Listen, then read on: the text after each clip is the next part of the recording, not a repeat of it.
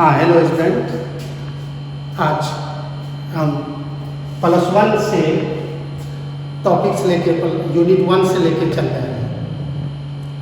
ऐसा है कि तुम लोगों ने देखा ही होगा, पढ़ा भी होगा कि ये जो सम बेसिक कंसेप्ट यूनिट 1 है उसमें हमें क्या क्या चाहिए लोअर क्लासेस से, जिसका कि हमें बहुत ही ज़्यादा इसमें ज़रूरत पड़ेगा। तो सबसे पहले हम जो लोअर क्लास में पढ़े थे कि how to write chemical formula, तो सबसे पहले हम ये देखेंगे कि किसी भी कंपाउंड्स का जब तक केमिकल फार्मूला नहीं पता रहेगा तब तक कोई भी केमिस्ट्री में आगे नहीं जान सकते। तो सबसे पहले हमें कुछ पॉइंट्स देखना होगा केमिकल फार्मूला, किसी चीज़ का जो हम केमिकल फार्मूला लिखते हैं उसमें 9th में भी पढ़े होंगे, 10th में भी पढ़े होंगे। तो सबसे पहले हम ये देखेंगे कि हम जो केमिकल फार्मूला, किसी चीज़ का जो केमिकल फार्मूला लिखते हैं, ये जो हमारा केमिकल फार्मूला है, इसमें तुम देखे होगे कि अगर तुम केमिकल फार्मूला लिखते हो तो यहाँ ये देखोगे कि ये जो जैसे मान लो हमने लिया सोडियम क्लोराइड, तो इसका जो तुम फार्मूला लिखोगे उसमें NaCl लिखा जाता है। और जब NaCl लिखा जाता है तो इसमें क्या होता है कि Na जो है ये पॉजिटिव है और यहाँ हम नेगेटिव लिखते हैं। तो ये जो सोडियम जो पॉजिटिव है, नॉर्मली इसे हम कैटायन कहेंगे और इसे हम एनायन कहेंगे। लेकिन जब हम फार्मूला लिखते हैं तो इसका कैटायन एनायन नहीं बल्कि इसको हम बेसिक रेडिकल कहेंगे। ये हमारा बेसिक रेडिकल हुआ और ये हमारा एसिड रेडिकल हुआ। ये अब हम ये देखेंगे कि जब हम कभी कोई फार्मूला लिखते हैं तो उसमें क्या होता है, जरा गौर करके देख लो इसको। हम पहले बात ये करते हैं कि हमारा ये जो बेसिक रेडिकल है, इस बेसिक रेडिकल में हमने ये देखा कि यहाँ सोडियम प्लस है। अब ये देखेंगे कि सोडियम जो प्लस है हमारे पास, इसमें एक तो चार्ज होता है और एक हमारा ऑक्सीडेशन नंबर होता है और एक वैलेंसी होता है। चार्ज में पहले हम डिजिट लिखते हैं तब साइन, जबकि ऑक्सीडेशन नंबर में पहले साइन ही यूज करते हैं तब डिजिट लिखते हैं और विदाउट साइन हमारा वैलेंसी है। अगर सपोज करो दूसरा एग्जांपल लेते हैं कि अगर हम Al3+ लेते हैं तो यहाँ भी हमारे पास जो देखेंगे कि ये हमारा चार्ज हुआ, चार्ज हमारा 3+ होता है, जबकि ऑक्सीडेशन नंबर +3 और वैलेंसी, जो वैलेंसी है हमारा वो 3 हो जाएगा। ये तुमने ये देखा कि बेसिक रेडिकल जब हम लिखते हैं तो किसे हम चार्ज कहेंगे, किसे हम ऑक्सीडेशन नंबर कहेंगे और किसे हम वैलेंसी कहेंगे। अब हम दूसरी तरफ लेके चलते हैं एसिड रेडिकल। दूसरा हम लेते हैं एसिड रेडिकल। इसे हम गौर करके देखें एसिड रेडिकल्स में। अभी हमने लिया था सोडियम क्लोराइड का Cl-। ये यहाँ भी उसी ढंग से हम देखेंगे। यहाँ भी हम देखेंगे कि यहाँ हमारा जो है चार्ज, पहले ये जो हमारा चार्ज है, सबसे पहले हम चार्ज लिखेंगे, फिर ऑक्सीडेशन नंबर लिखेंगे, फिर वैलेंसी लिखेंगे और चार्ज हमारा यहाँ 1- होगा तो -1 और ये 1 होगा। इस तरह से हम देखते हैं कि हमारे पास जो वैलेंसी है उसे साइन से कोई मतलब नहीं है, चाहे वो पॉजिटिव हो या नेगेटिव हो। इसे हम कुछ नहीं, देखो कोई भी एग्जाम्पल ले लो। यहाँ भी हम ले सकते हैं कि सपोज करो कि अगर हमने सल्फेट लिया, ये 2- होता है, ये हमारा सल्फेट है, तो यहाँ भी हम ये देखेंगे कि ये जो सल्फेट है यहाँ पर हमारा चार्ज जो होगा, ये चार्ज हमारा 2 माइनस होगा, जबकि हमारे पास ऑक्सीडेशन नंबर -2 और वैलेंसी 2। ये सब जूनियर क्लास में तुम पढ़े होंगे 9th और 10th में। अब इससे हमें ये पता चला कि हमें साइन से कोई मतलब नहीं है। वैलेंसी के लिए चाहे पॉजिटिव हो या निगेटिव हो, बिना साइन का हम वैलेंसी लिख सकते हैं। अब इससे हमें आसान होगा किसी भी कंपाउंड का केमिकल फार्मूला लिखने में। अब केमिकल फार्मूला लिखने की बात जब होगा तो हम यहाँ पर ये नहीं देखेंगे कि अब हमारा बेसिक रेडिकल है कि एसिड रेडिकल है, बस हमें साइन से मतलब है। अब जैसे सपोज करो कि अगर हम वैलेंसी जिसे 1 की बात करें तो कोई जरूरी नहीं है, हम यहाँ पॉजिटिव में हाइड्रोजन भी ले सकते हैं, लिथियम भी ले सकते हैं, सोडियम भी ले सकते हैं, पोटासियम भी ले सकते हैं। ये हमारा अमोनियम है NH4+, लेकिन साइन हमें कोई मतलब नहीं है, हमारा इस सारे के सारे वैलेंसी 1 होगा। जैसे सपोज करो सिल्वर प्लस लिए तब भी वैलेंसी 1, और ये सारे के सारे बेसिक रेडिकल था। अगर हम एसिड रेडिकल की बात करेंगे तो एसिड रेडिकल में देख लो, ये हमारा फ्लोराइड है, ये क्लोराइड है, ब्रोमाइड है, आयोडाइड है, साइनाइड है, हाइड्रोक्साइड है। ये सब सारे के सारे पढ़े होंगे, पहले से ही जानते होंगे। तो ये हमारा एनाइन है, फिर भी वैलेंसी 1 होगा, क्योंकि हमें इसको साइन से कोई मतलब नहीं है।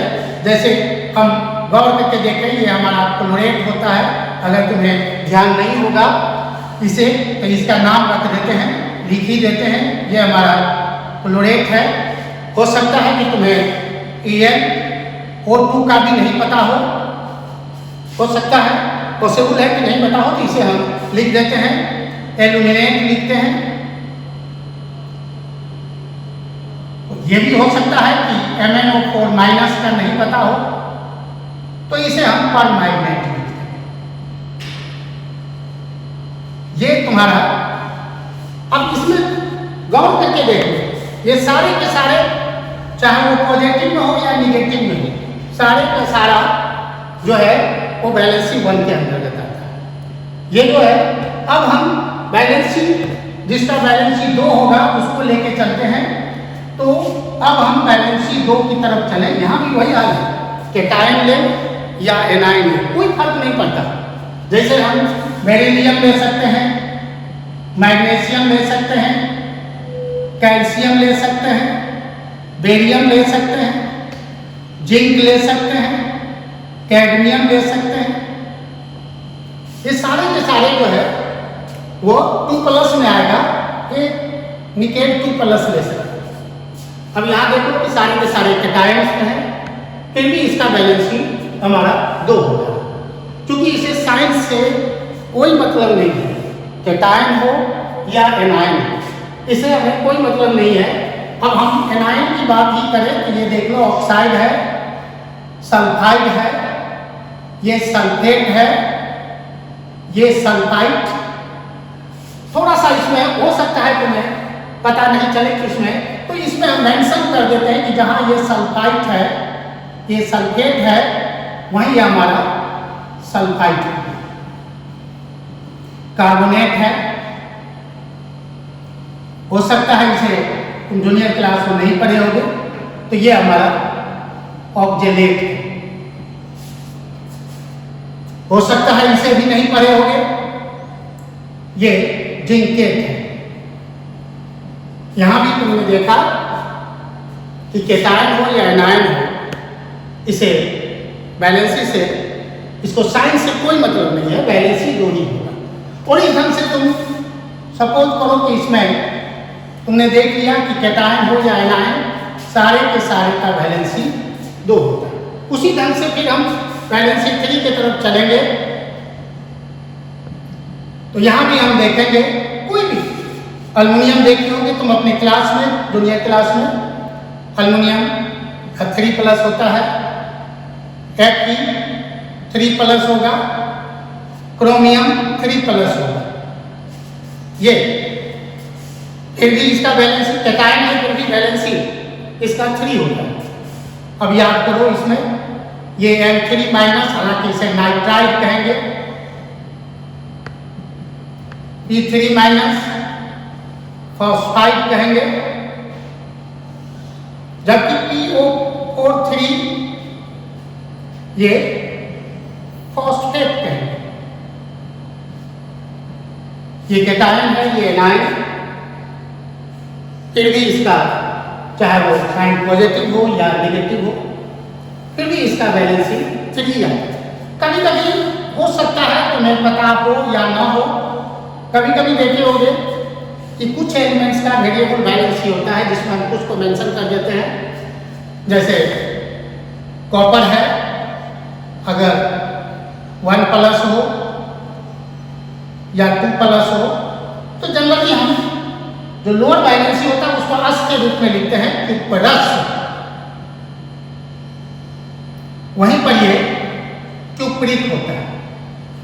उसी ढंग से ये मरकरी के साथ भी यही है, ये 1 प्लस होगा,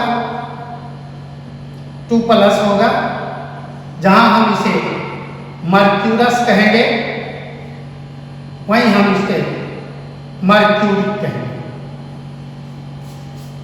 आयरन के साथ भी वही है, आयरन के साथ भी Fe जो है एक 2 प्लस होता है, एक 3 प्लस होता है। इसे हम फेरस के नाम से जानते हैं और इसे हम फेरिक के नाम से। इस तरह से ढेर सारा आगे पढ़ोगे, इसके और डिटेल्स आगे के क्लास में पढ़ोगे कि किस तरह से हम और क्या रीजन हो सकता है कुछ एलिमेंट्स का वेरिएबल ऑक्सीडेशन होने। नॉर्मली तो तुम आगे पढ़ोगे SPDF ब्लॉक एलिमेंट्स, उसमें जनरली हम D ब्लॉक में वेरिएबल ऑक्सीडेशन स्टेट पढ़ेंगे, लेकिन इसका मतलब ये नहीं है कि केवल D ब्लॉक में होगा। P ब्लॉक एलिमेंट्स में भी वेरिएबल ऑक्सीडेशन स्टेट होता है, लेकिन उसके पीछे आगे बताया जाएगा कि उसके पीछे एक ही रीजन होता है जिसके बारे में हम डिस्कस बाद में करेंगे, इनर पेयर इफेक्ट। अब हम यहाँ ये लिखेंगे कि हम किसी चीज का, किसी भी केमिकल कंपाउंड का फार्मूला किस ढंग से लिखेंगे। अब हम how to write chemical formula. अब यहाँ पर हम केमिकल फार्मूला की बात करेंगे। किसी भी केमिकल फार्मूला का, ये अभी हम जस्ट हमने बताया कि फर्स्ट जो होता है वो कैटायन, जिसे हम बेसिक रेडिकल के नाम से जानते हैं, और एनायन इसे हम एसिड रेडिकल के नाम से जानते हैं। मान लो तुमको कंपाउंड लिखना पड़े पोटासियम कार्बोनेट। अब हमें एक बात का ध्यान रखना होगा कि ये जो पोटासियम है हमें कैटायन में से मिलेगा, और कैटायन यानी पॉजिटिव। तो पॉजिटिव में हम यहाँ देख रहे हैं कि हमारे पास पोटासियम, हमारे पास वैलेंसी 1 है, तो हम नहीं भी साइन लिखेंगे तो हमें पता चल गया है कि ये 1 वैलेंस है, क्योंकि हमें वैलेंसी लिखना है।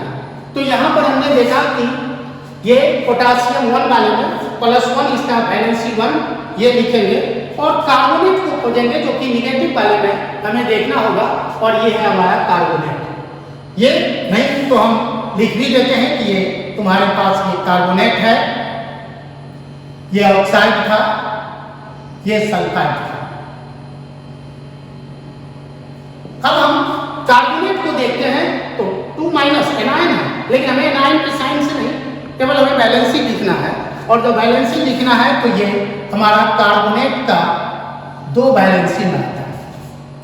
अब ये पढ़े होंगे कि जब फॉर्मूला लिखेंगे तो इसका जो 2 है वो जस्ट इसके नीचे आएगा, पोटासियम के नीचे, और पोटासियम का जो 1 है वो इसके नीचे है, कार्बोनेट के नीचे। जनरली 1 का यूज हम नहीं करते हैं, तो हमारे पास जो फार्मूला बन गया वो फार्मूला K2 बना CO3। अब हम देखेंगे यहाँ 1 नहीं लिखे तो K2CO3 हो गया। कभी कभी क्या होता है कि हमारे पास जो फार्मूला लिखने का तरीका होता है, अब जैसे हमारे पास कैल्शियम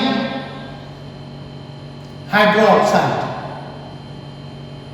अगर हम इसका फार्मूला लिखें तो हमें खोजना पड़ेगा कि कैल्शियम कैटायन में किस वैलेंसी में आता है। तो हम यहाँ देखते हैं हमारे पास कैल्शियम कैटायन में 2 वैलेंसी में आता है। ये हाइड्रोक्साइड हमें खोजना पड़ेगा, तो हाइड्रोक्साइड हम यहाँ देख रहे हैं 1 वैलेंसी में। वैलेंसी 1 जब आएगा तो हम यहाँ पर ये 1 तो जस्ट कैल्शियम के नीचे लिख दिए, लेकिन हमारे पास जो 2 है, अब हमारे पास ये समस्या है कि इसमें 2 अलग अलग एटम्स है, ये दोनों जो है इसी कंप्लीट इस पर आएगा, इसलिए हम यहाँ पर क्या करेंगे कि ये 2 जो लिखेंगे तो हमारे पास एक ही ऑप्शन 1 तो मेंशन कर नहीं सकते हैं, OH दोनों लिख के तब हम इसके नीचे डालेंगे, यानी दोनों के बाद, क्योंकि ये जो 2 है वो दोनों के हिस्से में आता है। तो इस ढंग से हम कैल्शियम हाइड्रोक्साइड का फार्मूला लिख सकते हैं। कभी कभी ये होता है कि मान लिया अगर हम एल्युमिनियम लिखें और यहाँ पर नाइट्राइड लिखें, फिर हमें खोजना पड़ेगा एल्युमिनियम। तो एल्युमिनियम जो है हमारे पास वैलेंसी 3 में आता है। जब एल्युमिनियम हमारे पास वैलेंसी 3 में आता है तो हम यहाँ पर 3 लिखेंगे। नाइट्राइड भी हमारे पास 3 आया है, तो नाइट्राइड 3। अब यहाँ पर हम देख रहे हैं कि जो हमने प्रोसेस बताया है उसके आधार पर तो हमारे पास ये 3 इस एल्युमिनियम के नीचे आ गया, ये 3 नाइट्रोजन के नीचे आ गया। तो हम यहाँ पर क्या करेंगे, ये 3 लेंगे और N3 लेंगे। अब यहाँ पर हम लोएस्ट रेशियो लिखते हैं, दोनों अगर सेम है तो लोएस्ट रेशियो लिखेंगे। तो लोएस्ट रेशियो में 3 और 3 कैंसिल हो जाएगा, तो हमारे पास जो फॉर्मूला बनेगा वो AlN। इसका मतलब हम यहाँ पर क्या करेंगे कि लोएस्ट रेशियो लेके चलेंगे। अब हम समझते हैं कि अब ये क्लियर हो गया होगा, फिर भी हम एक एग्जांपल दिखलाते हैं। सपोज करो कि तुम्हें लिखना है फेरिक सल्फेट। फेरिक सल्फेट लिखना है तो हम यहाँ देख रहे हैं कि फेरिक जो है वह 3+ में आता है और सल्फेट हमारे पास SO4 2-। अभी बता रहे थे कि हमें साइन से कोई मतलब नहीं, इसलिए हम अब क्या करेंगे, यहाँ से साइन को हटा देंगे। यहाँ तो हमारे पास आ गया 2